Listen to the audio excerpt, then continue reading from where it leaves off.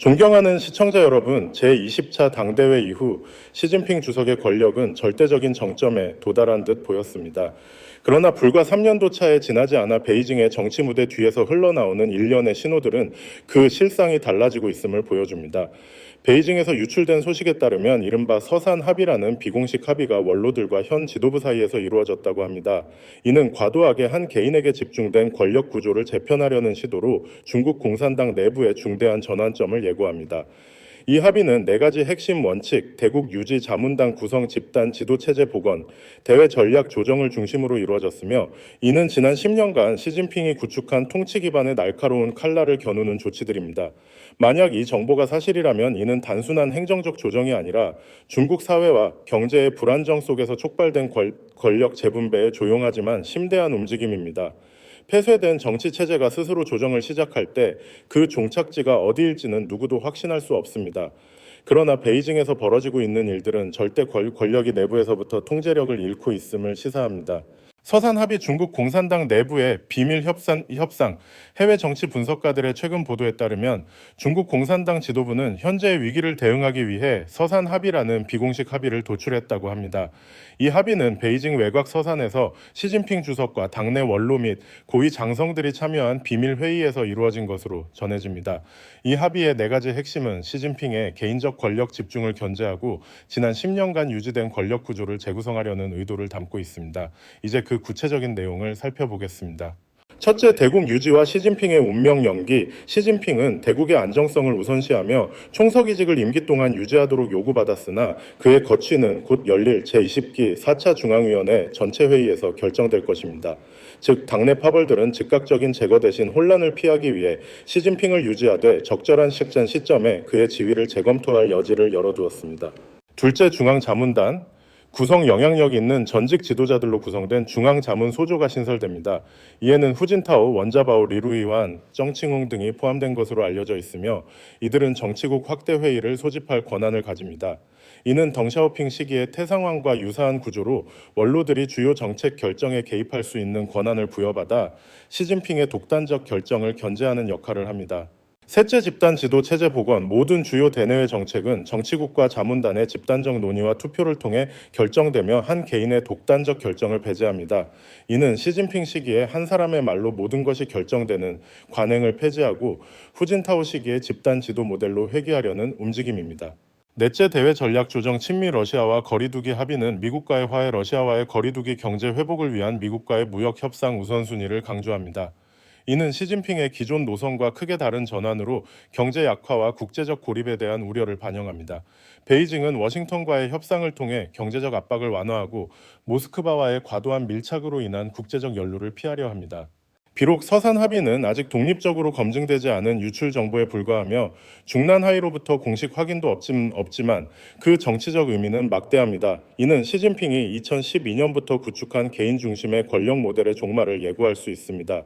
반부패 캠페인과 권력 장악을 통해 경쟁자들을 제거하고 헌법을 수정해 임기 제한을 폐지했던 시진핑은 이제 경제적 약화, 외교적 고립, 사회적 불만에 직면해 있습니다. 당내는 집단 지도 체제로의 회귀를 통해 1인 지배를 억제하려 하고 덩샤오핑식 자문단은 그의 권력을 직접 견제하며 미래 권력 이양을 준비하는 도구가 될 것입니다. 혼란의 신호와 정변의 위험. 시청자 여러분, 최근 중국의 정치 사회적 분위기는 외교적 행보에서부터 거리의 소문까지 정변의 위험을 암시하는 혼란의 신호로 가득합니다. 2025년 6월 말 도널드 트럼프 미국 대통령은 갑작스럽게 워싱턴과 베이징이 중대한 무역 협상에 합의했다고 선언하며 중국의 문을 활짝 열겠다고 밝혔습니다. 놀랍게도 중국 측은 이에 대해 침묵을 지켰고 공식 성명이나 반박 없이 국영 언론이 트럼프의 발언을 단순히 재게재했을 뿐입니다. 이러한 비정상적인 침묵은 베이징이 경제적 압박 앞에서 최대한 양보하고 있음을 시사합니다. 해외 언론은 이를 항복이라 묘사하며 이는 중국이 경제 안정을 위해 정치적 체면을 내려놓고 있다는 신호로 해석됩니다. 공개적 저항의 물결도 전례 없는 수준으로 고조되고 있습니다. 2022년 말 백지 운동은 제로 코로나 정책과 가혹한 제한에 반대하며 중국 전역에서 수천 명이 거리로 나선 사건이었습니다. 상하이에서 시작된 이 시위는 베이징, 광저우, 충칭, 청두, 우한으로 확산되었으며 1989년 천안문 사태 이후 최대 규모의 시민 불복종 운동으로 평가됩니다. 시위는 신장 우르무치의 화재 희생자를 추모하며 시작되었으나 곧 중국 공산당 타도, 시진핑 타도와 같은 대담한 정치 구호로 발전했습니다. 검열을 피하기 위해 시위대는 백지를 들었고 이는 백지 운동이라는 상징적 이름으로 불리게 되었습니다. 칭화대 학생들이 자유를 요구하며 국가를 부르는 장면 상하이 거리에서 민중의 자유를 외치는 군중은 감동적인 장면을 연출했습니다. 놀랍게도 당국은 압력에 굴복해 2022년 12월 초 전국적인 제로 코로나 정책 폐지를 발표했으며 이는 가디언지가 민중의 드문 승리로 평가한 바 있습니다. 이후 당국은 시위 참가자들을 체포하며 진압에 나섰지만 백지 운동의 여파는 여전히 강렬하게 남아 있습니다. 2024년 망명한 시위자들은 암스테르담, 베를린, 런던, 샌프란시스코, 도쿄 등지에서 백지 운동 1주년과 2주년을 기념하며 자유와 민주를 위한 투쟁을 이어갔습니다. 중국 내에서는 관련 정보가 모두 삭제되었지만 백지와 촛불 추모의 꽃은 여전히 젊은이들에게 영감을 주는 상징으로 자리 잡았습니다. 전공 쿠데타나 민중 봉기의 공포는 최근 성공적인 시위와 사건들로 인해 시진핑 정권을 더욱 불안하게 하고 있습니다. 소셜미디어에서는 폭력적 봉기를 공개적으로 촉구하는 목소리가 나타나고 있습니다. 익명의 사용자들이 중난하이 좌표를 공유하거나 이스라엘의 이란 공습을 찬양하며 중국 지도부를 겨냥한 유사 행동을 암시하는 발언이 등장했습니다. 웨이보에서는 폭력만이 체제를 바꿀 수 있다는 댓글이나 역사적 봉기를 연상시키는 글들이 확산되고 있습니다. 당국은 민감 키워드를 차단했지만 사회 내 분노가 끓어오르고 있음은 분명합니다. 소문에 따르면 군대의 일부 하급 장교와 병사들도 불만을 품고 있으며 대만 공격 실패나 시진핑의 병고 시 민중을 위해 행동할 기회를 기다리고 있다고 합니다.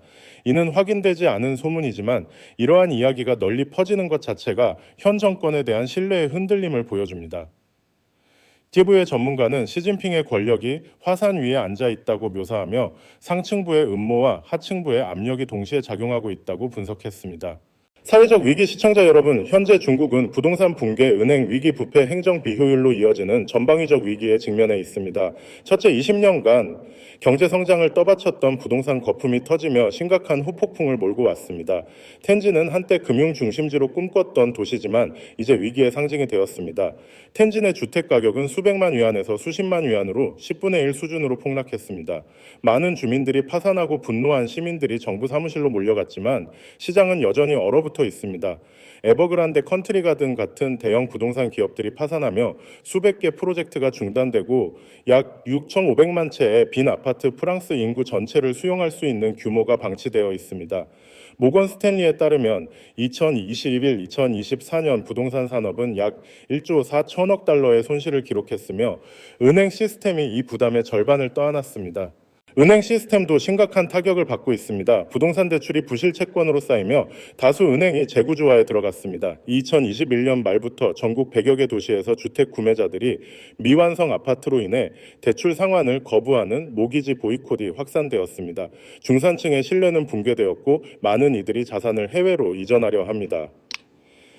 국영 대형은행은 장부상 이익을 보고하지만 실제로는 부동산과 지방정부 부채로 수익이 잠식되고 있습니다.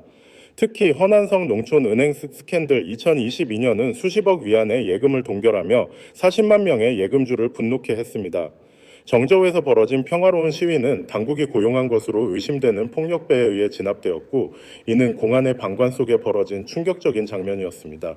경제위기는 부패와 행정 비효율을 동반합니다. 시진핑의 호랑이와 파리 척결 캠페인에도 불구하고 부패는 더욱 교묘해졌습니다.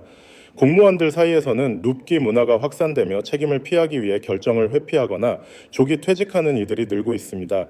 2014년 조사에서 16만 명 이상의 유령 공무원이 적발되었지만 책임 추궁은 미미했습니다.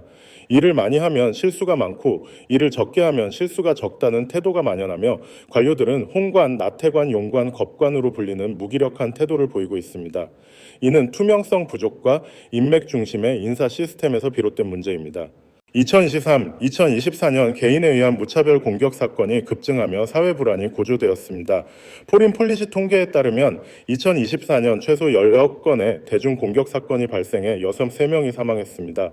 이는 절망에 빠진 중년 남성들이 사회에 대한 분노를 폭력으로 표출한 결과로 당국은 감시 카메라와 학교 앞 울타리 설치로 대응했지만 근본적 해결책은 요원합니다. 이러한 사회적 폭탄은 중국 역사에서 왕조 말기의 혼란을 연상시키며 정책 변화 없이는 더 큰 폭발로 이어질 수 있습니다. 결론 서산 합의는 중국 공산당 내부의 권력 균열을 드러내며 시진핑의 절대 권력이 흔들리고 있음을 암시합니다. 경제 위기, 사회 불만, 내부 음모가 얽히며 중국은 전례 없는 도전에 직면해 있습니다. 과연 누가 중국의 미래를 결정할 것인가? 여러분의 생각은 어떠신가요? 댓글로 의견을 공유해 주세요.